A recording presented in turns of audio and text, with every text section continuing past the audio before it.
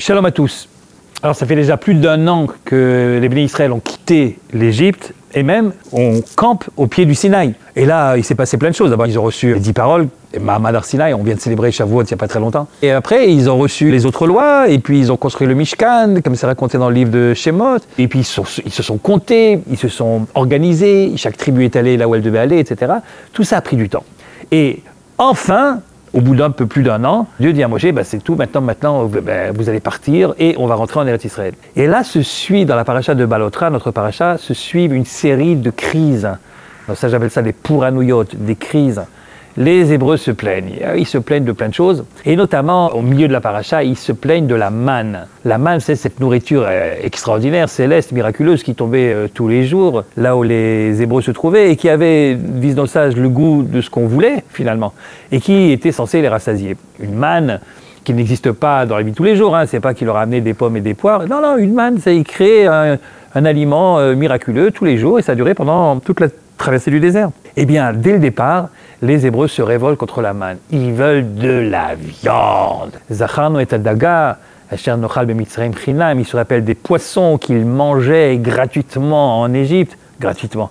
Ils ont déjà oublié que pour avoir ces poissons et pour avoir le reste, ils payaient le prix et comment? Puisqu'ils étaient esclaves.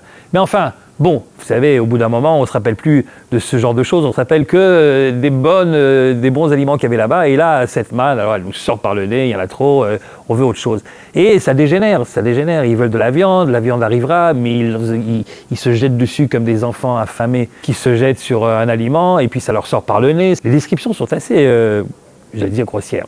C'est au milieu de la paracha. Et ça pourrait suffire déjà comme crise. Mais nos sages voient dans le verset qui précède, ou dans un des versets qui précèdent, une nouvelle crise, même si elle n'est pas écrite de manière explicite. Vaïssou Mehar Hashem, ils ont quitté la montagne de Dieu, donc il s'agit du Sinaï, ils ont quitté la montagne de Dieu pendant 3 jours pour essayer de trouver un autre endroit. Et ce Vaïssou Mehar Hashem, ils ont quitté la montagne de Dieu, ça fait tilt dans les oreilles de nos sages, et disent non mais cette montagne elle a un nom, on l'appelle le Sinaï d'habitude, ou à la rigueur Chorev. Pourquoi tout d'un coup on dit la montagne de Dieu? Pour nous apprendre que il y avait déjà un début de crise. Alors d'après la plupart des commentateurs, ce qui s'est passé, c'est que comme ils étudiaient la Torah pendant 1 an, tous les jours pratiquement, oui, qu'est-ce qu'il y a à faire lorsqu'on est devant le pied du Sinaï, et en attendant de pouvoir repartir, alors ils étudiaient, donc il y avait des cours de Torah régulièrement, et puis vous savez, les cours de Torah, au bout d'un moment, voilà quoi. Alors ils n'ont pas osé se plaindre, mais dès qu'ils ont entendu la cloche, qui en fait signifiait la fin des cours, et autrement dit, dès que la colonne de fumée s'est levée et que c'était le signe qu'on l'a quitté finalement le Sinaï, comment dit le Midrash, ils sont partis comme des gosses qui quittent l'école, donc en courant précipitamment, ce Vaïssou Mehar Hashem, ce serait donc déjà un début de crise. Mais Rashi, dans le traité de Shabbat, il explique un petit peu autrement. Ils sont partis en effet le cœur léger, ils étaient contents de partir, mais pas parce qu'ils avaient étudié trop de Torah, et parce que, comme des gosses, ils appréciaient la fin des cours, mais parce que déjà, ils avaient dans leur cœur cette idée de se révolter contre la manne et de vouloir de la viande. Et Rachid expliquait un peu plus tard, quand il parlera de cette viande qui devient le but ultime apparemment de ces Hébreux, Rachid dit, mais enfin c'est curieux, ils avaient de la viande. Et ici des versets qui montrent en effet qu'en sortant d'Égypte, ils avaient pris des bêtes, et donc celui qui voulait vraiment un bon steak, il pouvait s'en faire un. Rachid ne croit pas une seconde que le problème c'est le problème de la viande.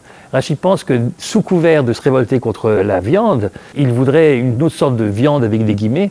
Et en fait, ils se plaignent du regard de Dieu qui ne les quitte plus et qui rentre jusque dans leur vie intime. Ils veulent de la viande, ils veulent de la chair. Comme le Passouk le dit de manière un petit peu allusive, ils ont pleuré par famille.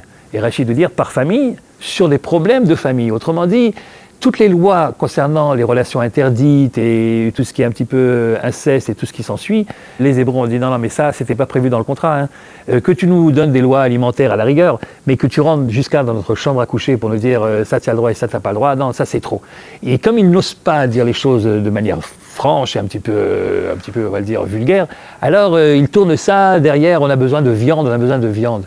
On se souvient de ce qu'on mangeait gratuitement, Rachid dira gratuitement en Égypte, gratuitement, c'est gratuit, chinam mina mitzvot. Gratuit, ça veut dire que tu n'avais pas toutes les mitzvot autour de toi, et en particulier les mitzvot concernant les relations interdites. C'est en fait ça le problème. Et pourquoi est-ce que ça se concentre sur la manne? C'est parce que, alors là, il faut dire qu'il y a une sorte de malentendu. Eux, ils pensaient que la présence de Dieu était visible finalement au pied du Sinaï uniquement. En effet, une fois qu'ils ont entendu le fameux Anochi Hashem Elokecha, je suis l'Éternel ton Dieu, etc., imaginez, et ça fait maintenant près d'un an qu'ils campent devant cette montagne, dès qu'ils se lèvent le matin, ils sortent de la tente, qu'est-ce qu'ils voient en face d'eux? Le Sinaï, évidemment. Ça leur rappelle la présence divine, un petit peu comme la caméra du grand frère qui était là et qui les filmait.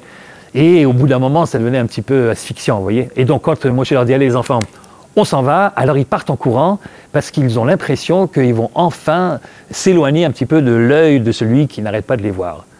Et puis finalement, ils s'aperçoivent qu'on s'est moqué d'eux et que la présence divine n'est pas restée au Sinaï, elle continue à les suivre puisque chaque jour, là où ils se trouvent, la manne descend tous les matins. Une fois ici, une fois là-bas, autrement dit, la caméra divine continue à les suivre. Et alors là, ils explosent, et au bout de 3 jours, ils disent, mais enfin, il y en a marre de cette manne, on veut de la viande. Et Rashi dira, on veut pouvoir se comporter comme on l'entend, et on en a marre d'être à ce point filmé, à ce point regardé. C'est un petit peu ce qui nous arrive régulièrement, vous savez, on aimerait bien qu'on nous laisse un petit peu plus de liberté pour qu'on puisse décider nous-mêmes ce qui est bien et ce qui est moins bien. Et dès qu'on sort du Sinaï, on a ce sentiment de peut-être qu'on est enfin livré à nous-mêmes et qu'on pourrait décider de nous-mêmes.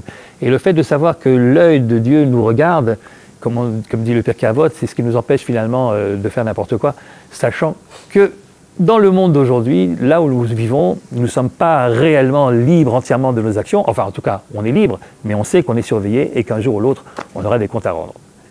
À bientôt.